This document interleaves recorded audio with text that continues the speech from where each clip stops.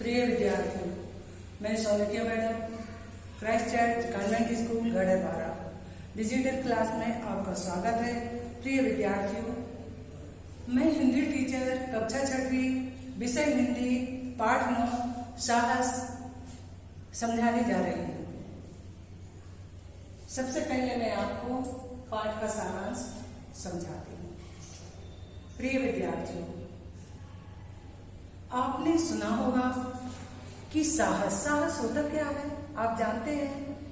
यदि नहीं जानते तो समझिए। साहस हिम्मत, बल, ताकत, ये सब साहस के रूप होते हैं। कोई भी छोटा या बड़ा काम जो होता है बिना साहस के नहीं होता। जब व्यक्ति के अंदर साहस होता है तभी वह काम कर पाता है। तो कोई भी ऐसा काम नहीं है जो बिना साहस के हो सके। साहस मैंने बता दिया, साहस क्या होता है। आपने महाभारत का नाम भी सुना होगा। महाभारत में जो बड़े बड़े योद्धा थे, जैसे अर्जुन, भीष्म पितामह, भीम, अभिमन्यु, ये सभी साहस के कारण तो प्रशंसनीय थे। इनमें साहस था, अदम्य शक्ति थी, इनसे कोई जीत नहीं पाता था। आया समझ में? इसलिए इनकी प्रशंसा की गई है। अब आपने अल्पस पर्वत का नाम सुना होगा, जो बहुत ऊंचा है, जिसके शिखर बहुत ऊंचा है। सुना है आपने? आपने हनीबल और नेपोलियन का नाम भी सुना होगा। हनीबल और नेपोलियन ने अल्पस पर्वत के शिखरों को लांघ लिया था। तो इनकी साहस की अतुलनीय प्रशंसा की गई है। ये अपने साहस के कारण ही प्रशंसनीय हुए हैं। जब तक मनुष्य में साहस नहीं होता, उसका साहस जैसे दिखाई नहीं देता, तो उसकी कोई प्रशंसा नहीं होती। जब वह ऐसा काम करता है कि उसका कोई काम हमारे सामने आ जाता है, तो उसकी हम प्रशंसा करने लगते हैं। अब ये साहस 3 प्रकार का होता है। अब एक होता है निम्न श्रेणी का साहस।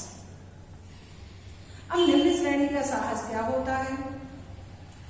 बादशाह आदिल का नाम आपने सुना होगा। एक बार बादशाह आदिल ने एक युवक के पिताजी की जमीन को हड़प लिया था। हड़पना जानते हैं आप? छीन लिया था। वह घर में चर्चा कर रहे थे कि बादशाह ने बिना ही कारण हमारी जमीन को हमसे हड़प लिया। उनके बेटे को क्रोध आया और क्रोध में इस तरह अंधा हो गया कि उसने आंख देखा न था और बादशाह की राजसभा में चला गया। वह अपने अस्त्र शस्त्र लिए हुए था और वहां जाकर के उन्होंने कितने ही सैनिकों के सिर को धड़ से अलग कर दिया और धरती पर गिरा दिए। लेकिन यहाँ पर उसका यह साहस, जो निम्न श्रेणी का साहस, ये साहस उसका प्रशंसनीय नहीं हुआ, क्योंकि उसने बेकसूर सैनिकों के सिर को धड़ से अलग कर दिया। आखिर वह युवक भी मारा गया। तो ये निम्न श्रेणी का साहस कहलाता है। निहत्थे लोगों पर वार करना, ये निम्न श्रेणी का साहस होता है। अब मध्यम श्रेणी का साहस। मध्यम श्रेणी का साहस शूरवीरों में पाया जाता है। एक बार अकबर बादशाह की राजसभा में 2 सैनिक नौकरी मांगने के लिए आते हैं। वो बादशाह से कहते हैं कि हमें नौकरी चाहिए। बादशाह ने उनसे कहा, तुम क्या काम कर सकते हो? तो उन्होंने कहा कि हम लोग आपको करके बताएं काम, कि बोलकर बताएं। तो बादशाह ने कहा कि आप करके बताइए। दोनों सैनिक घोड़े पर सवार हो गए और वे दोनों एक दूसरे पर वार करने लगे।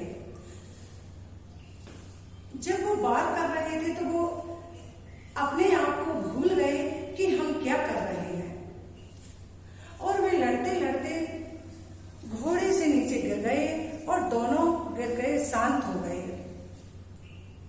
शांत का मतलब दोनों मारे गए।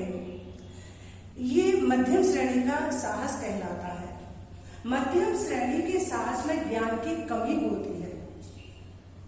यदि वह सोच विचार कर ये काम करते तो वो मारे नहीं जाते थे।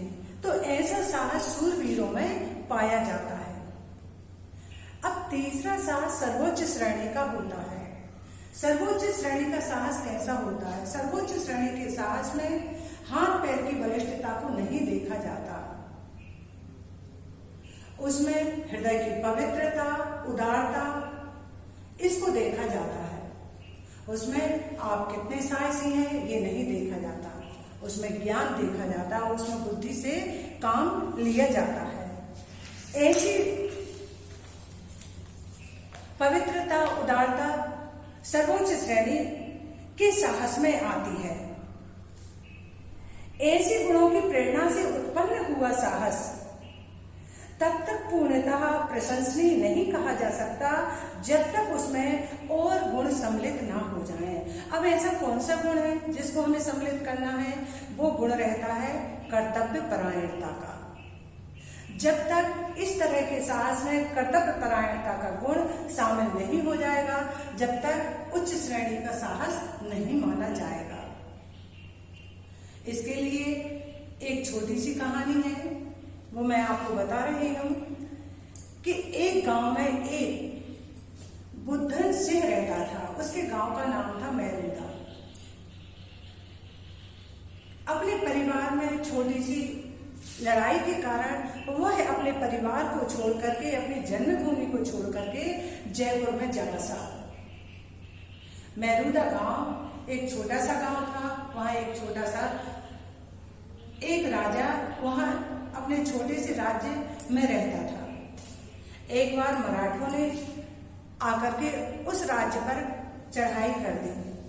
जब बुद्धन सिंह को ये पता चला कि मेरी मातृभूमि इस समय संकट में है, तो अपनी मातृभूमि की रक्षा करने के लिए उसने अपने 100 से 150 मित्रों को साथ में लिया और मातृभूमि की रक्षा करने के लिए चल पड़ा, क्योंकि उसका खून उबल रहा था कि मेरी मातृभूमि इस समय संकट में है और मैं यहाँ बिना ही कारण के जयपुर में बैठा हूँ। वह जाता है और राजा की ओर से मराठों से आक्रमण करता है। वह अपनी मातृभूमि की रक्षा करता है। आज भी मेरूदा गांव में ऐसे वीरों की याद में एक स्तंभ तभी से खड़ा हुआ है, जो उस स्तंभ को देख करके आज भी वीर उनको याद करते हैं कि हमें अपने कर्तव्य से कभी पीछे नहीं हटना चाहिए। हमें कर्तव्य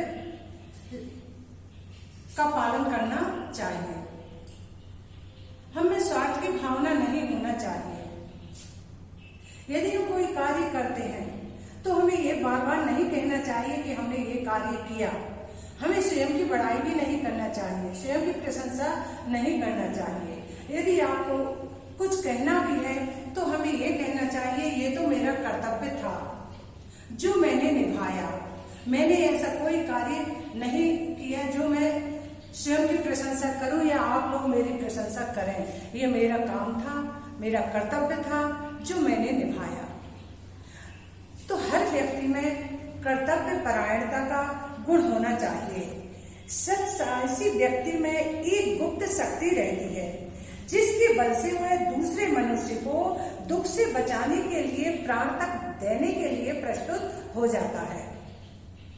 धर्म, देश, जाति और परिवार वालों के लिए ही नहीं, अपितु संकट में पड़े हुए अपरिचित लोगों के लिए भी वह अपने प्राण देने के लिए तैयार हो जाता है। संकटों का सामना करने को तैयार हो जाता है। अपने प्राणों की वह लेस मात्र भी परवाह नहीं करता। इस प्रकार के क्लेशों को प्रसन्नता पूर्वक सहता और स्वार्थ के विचारों को वह भटकने तक नहीं देता है। सत्साहस के लिए अवसर की राह देखने की आवश्यकता नहीं होती। सत्साहस के लिए हमें अवसर की तलाश नहीं करना चाहिए, उसकी रास्ता नहीं देखना चाहिए।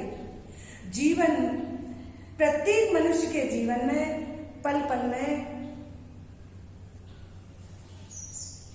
ये कर्तव्य परायणता का गुण पूरा करने का अवसर प्राप्त होता है, लेकिन हम ये सब भूल जाते हैं। देश काल और कर्तव्य के विचार करना चाहिए, स्वार्थ रहित होकर, साहस न छोड़ते हुए कर्तव्य परायण बनने का हमें प्रयत्न करना चाहिए। तभी हमारा साहस सर्वोच्च श्रेणी का साहस कहा जा सकता है। तो मैंने आपको साहस के गुण भी समझा दिए और कर्तव्य परायणता का गुण भी समझा दिया। बेटा आपको समझ में आ गया होगा। धन्यवाद।